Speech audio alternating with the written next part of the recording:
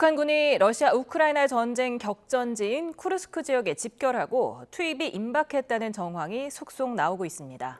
이런 가운데 북한이 평양에 추락한 무인기의 이륙 지점을 백령도라고 주장하고 나섰는데요. 우리 군은 대꾸할 가치조차 없다고 거듭 일축했습니다. 관련 내용을 김열수 한국군사연구원 안보전략실장과 짚어보겠습니다. 어서 오세요. 네. 어서 오십시오. 안녕하세요. 북한군 투입이 임박했다는 보도가 속속 나오고 있는데 네. 언제 투입되겠습니까? 예, 뭐 아무래도 지금 나오는 영상으로 보면 정말 초리키에 들어갔다는 생각은 들어요. 그러니까 이제 북한군이 얼마만큼 러시아에 들어갔는지는 출처마다 조금씩 다른 것 같아요. 한국은 뭐 3천 명, 그리고 12월 달까지 한 10,000명 갈 거다라고 그러고, 또 미국에서도 한 3천 명 이렇게 얘기하는데, 사실상 우크라이나에서는 12,000명이 이미 들어와 있다라고 얘기를 했거든요. 예. 어찌됐든 지금 하여간 연해주로 이동을 해서 거기서 심지어 수송기로 이렇게 지금 러시아 서부 지역에 있는 공항에 내려서 그쪽에서부터는 지금 트럭으로 또는 이제 민간 버스로 지금 전선 지역으로 가고 있는 곳으로 계속 동영상이 나오고 있잖아요. 그런 걸로 봐서는 이제 곧 이제 전선에 투입할 것 같은데, 적응 기간이 너무 짧다는 생각이 들어서 좀 걱정스럽습니다. 예, 우리가 여러 가지 공개된 영상들을 보면요. 북한 군인들 모습이 좀 앳되고 네네. 좀 말라 보이고 뭐 이러다 보니까 실제로 저기에 그러니까 저기에 투입될 예정인 군인들이 최정예 부대가 맞느냐 이런 해석이 있던데요. 예, 상반된 정보가 지금 좀 아직은 첩보 수준에서 다니고 있고 완전히 이제 정보로 확인된 것 같지는 않습니다. 예. 그거를 서로 상반된 것을 종합해 보면, 하나는 이제 북한군의 특수부대인 폭풍군단이 핵심 세력으로 간다는 거고요. 그리고 이제 우리가 동영상으로 좀 전에도 봤습니다만은 아주 앳된 그 북한 군인들이 러시아군의 그 보급품을 받고 있는 것을 보지 않았습니까? 예. 그런데 이 얼굴들을 보면 굉장히 어리게 보이잖아요. 그래서 좀 참고적으로 말씀을 드리면, 북한군은 17살에 징집이 되고요. 그래서 이제 군에 갈 수 있는 이제 그 키하고 몸무게가 중요한데요. 예. 키는 148cm입니다. 아마 여러분들 이 얘기 들으시면 깜짝 놀라실 텐데요.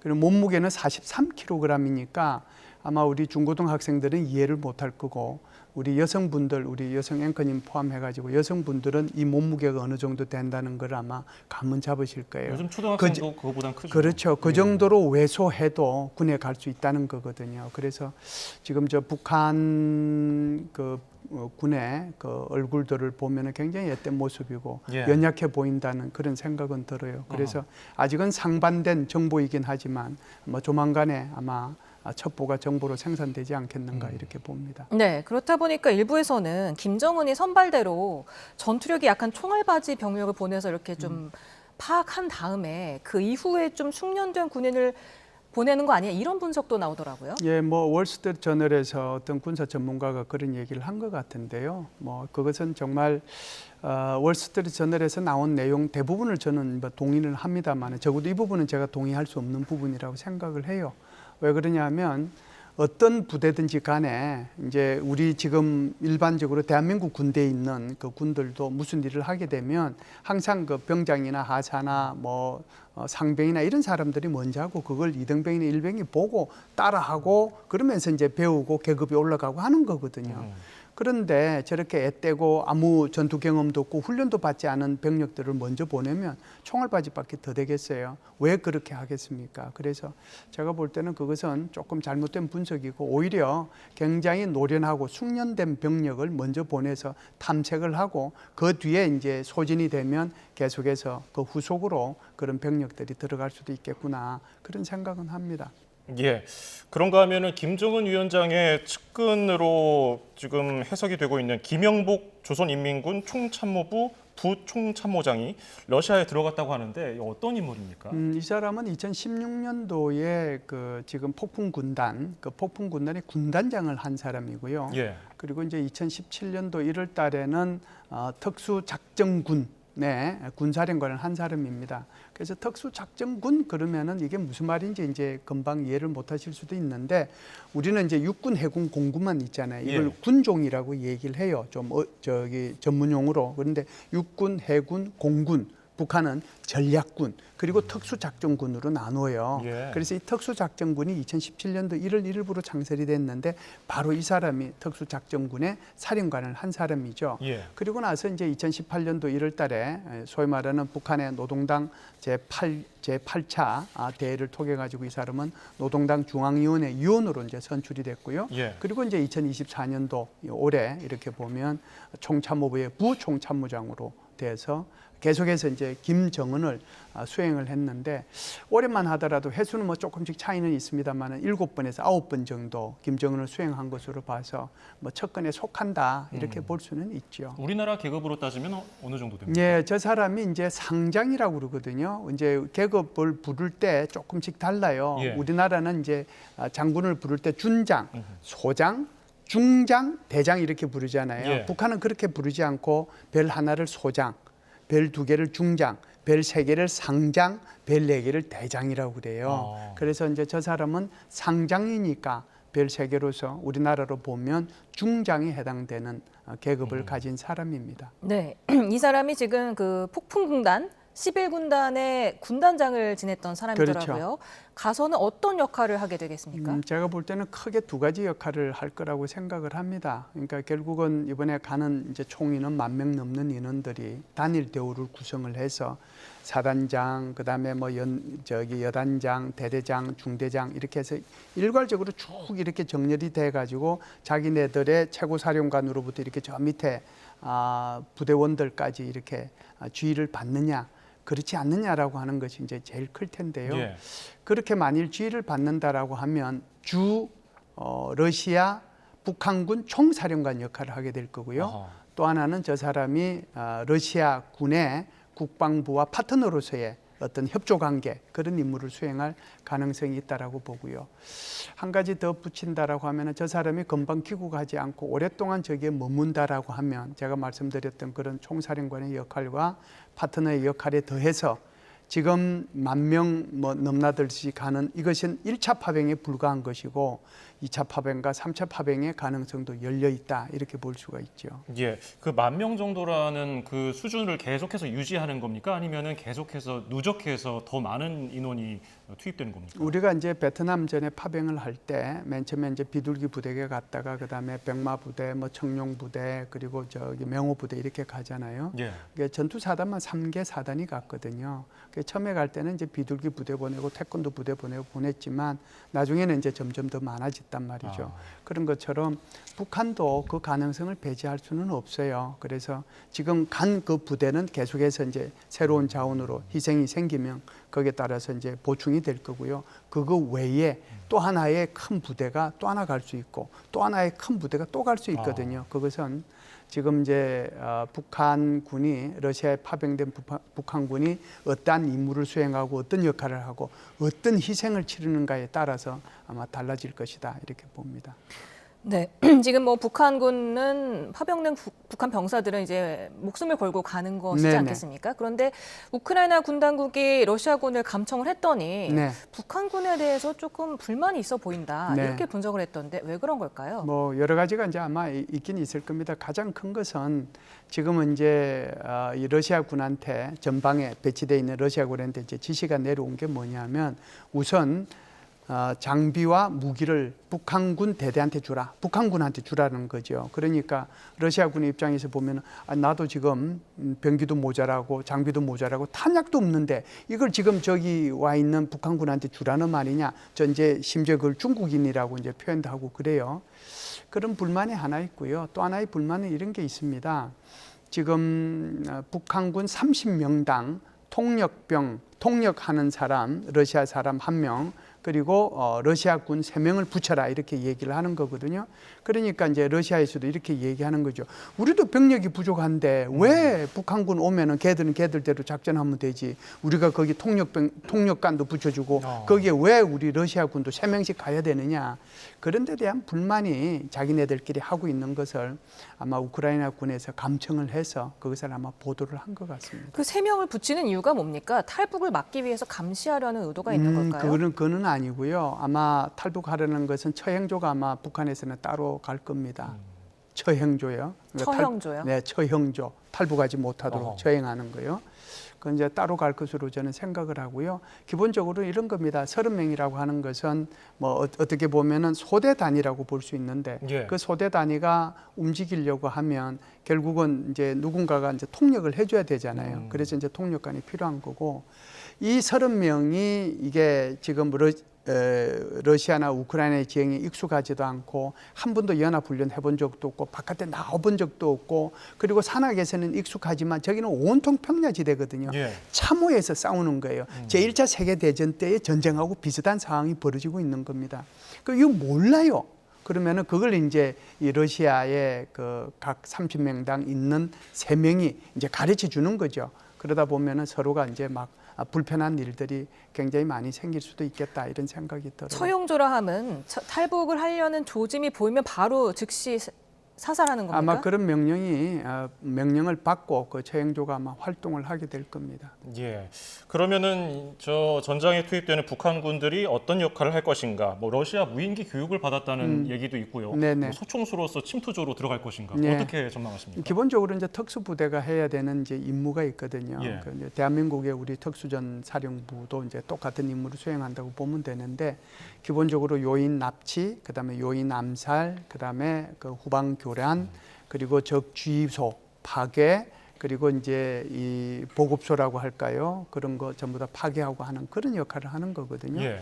그러면은 지금 가자마자 바로 그걸 하겠느냐? 그거는 저는 아니라고 보고요. 처음에는 아마 접촉 지역에서 전투를 하게 될 거고요. 조금 익숙해지면 그리고 이제 좀 전에 제가 말씀드렸다시피 후방으로 침투해서 적 주의소를 급습을 한다든지 그렇지 않으면 적 탄약고를 격파한다든지 그런 역할을 아마 수행할 가능성이 있다 이렇게 봅니다.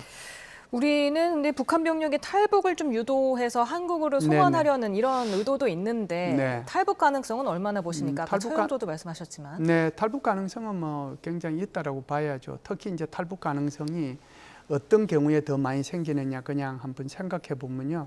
제가 이제 좀 전에도 말씀을 드렸다시피 저 위에서부터 저 밑에까지 전부 다 이렇게 편성이 쭉 이제 사단장, 여단장, 대대장, 중대장, 소대장 이렇게 돼 가지고 같이 움직이면 이것을 우리 이제 군대 용어로 건재를 유지한다라고 얘기를 해요.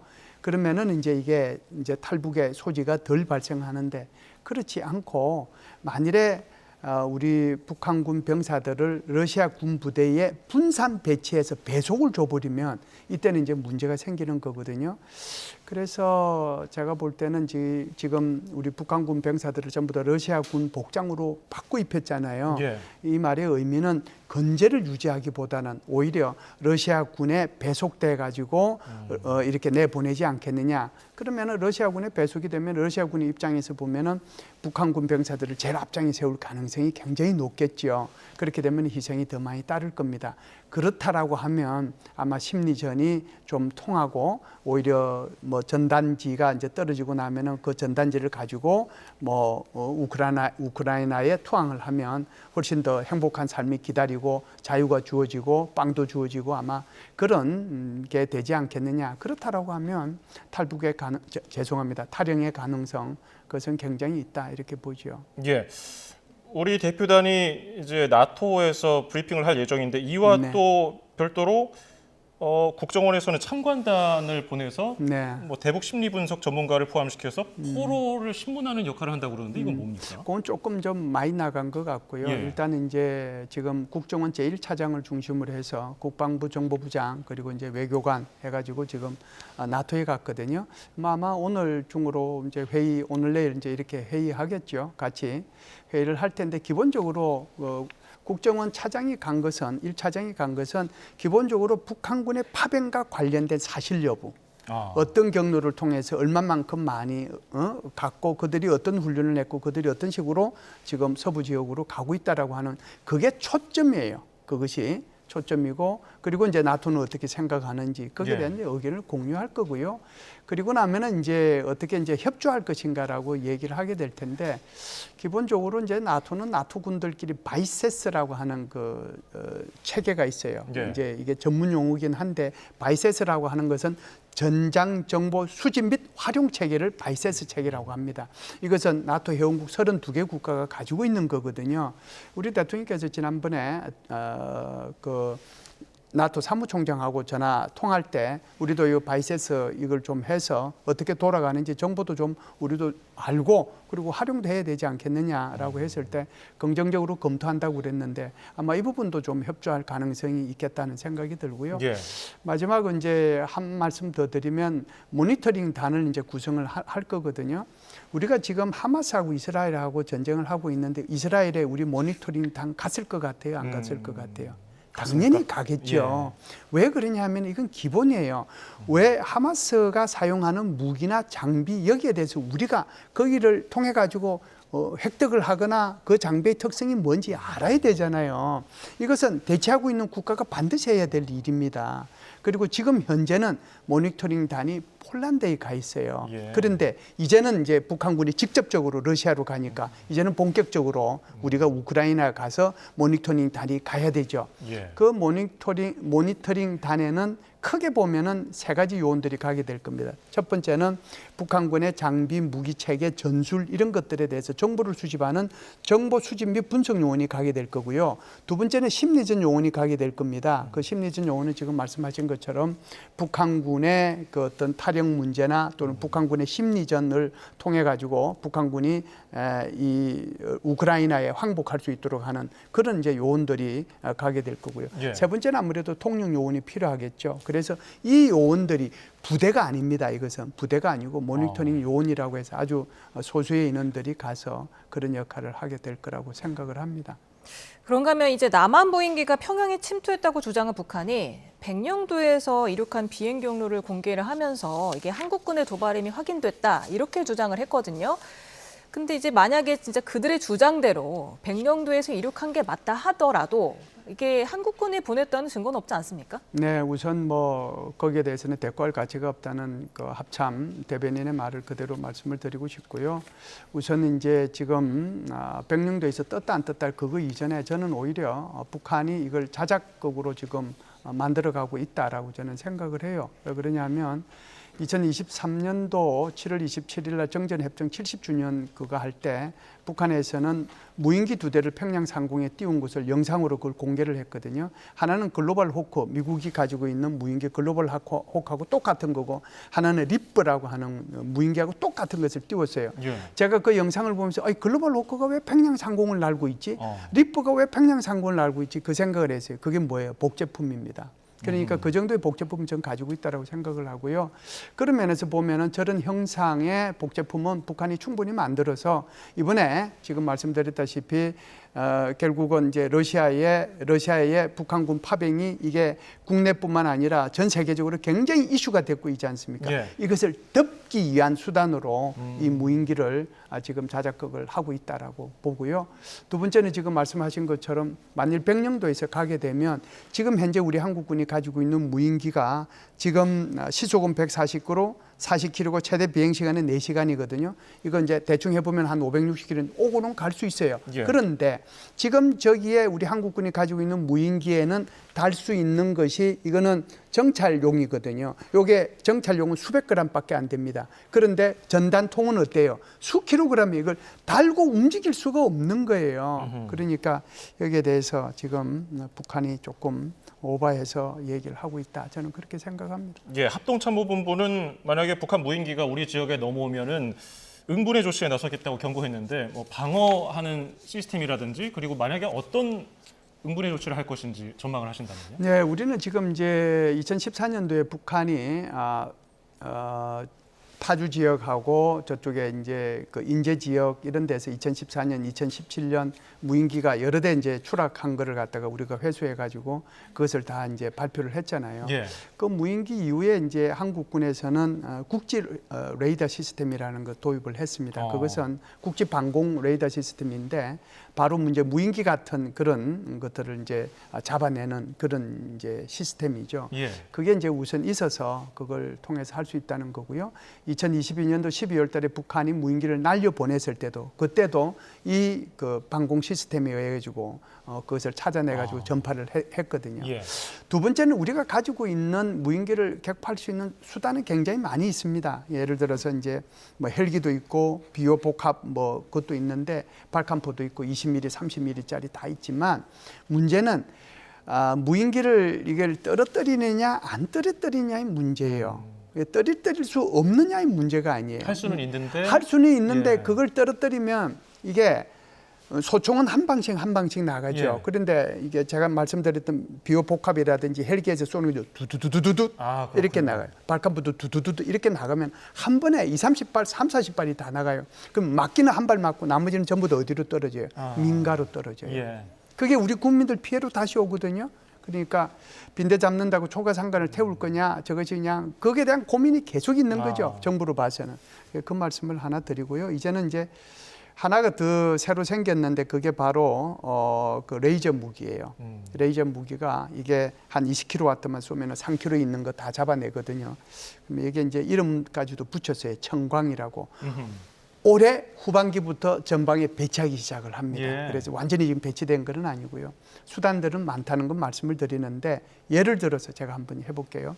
전방에 지금 DMZ 내에 북한을 보고 이렇게 다 있어요. 그런데 무인기가 그쪽으로 안 들어오고 서해로 들어오면 어떡하죠?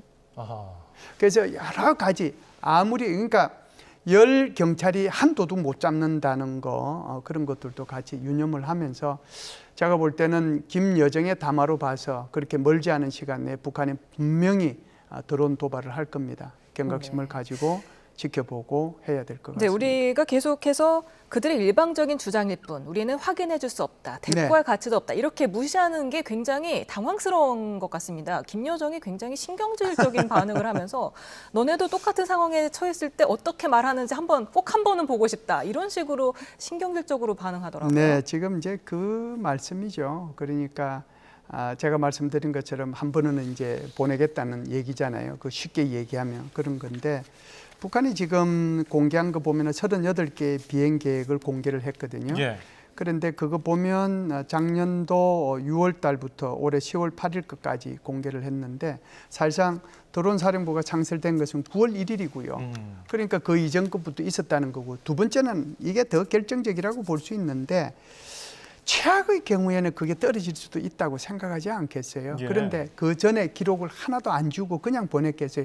그거는 바보 멍텅구리가 아니면 그렇게는 못하는 거예요. 그런데 그런 것이 있었다라고 얘기를 하고요. 마지막 하나는 더 있습니다. 북한이 지난번 10월 10일 날인가요? 그때 무인기 그거 얘기했을 때 그때 한국에서 무인기를 3일 날, 9일 날, 10일 날 이렇게 세 번에 3일 날, 8일 날, 9일 날 세 번에 보냈다고 그랬잖아요. 근데 이번에는 3일께 빠져 있어요. 3일께 빠져 있고 8일, 9일 것만 얘기를 했어요. 그러니까 예. 지금 자기네들이 공개하는데도 여러 가지로 계속해서 분석을 해보면 엉성한 게 굉장히 많이 있어요. 그래서 이런 걸 전체로 통틀어 보면 좀 자작극을 오히려 저는 거기다가 한 표를 주고 싶습니다. 알겠습니다. 북한 문제와 관련해서 김열수 한국군사연구원 안보전략실장과 짚어봤습니다. 고맙습니다. 감사합니다. 네, 감사합니다.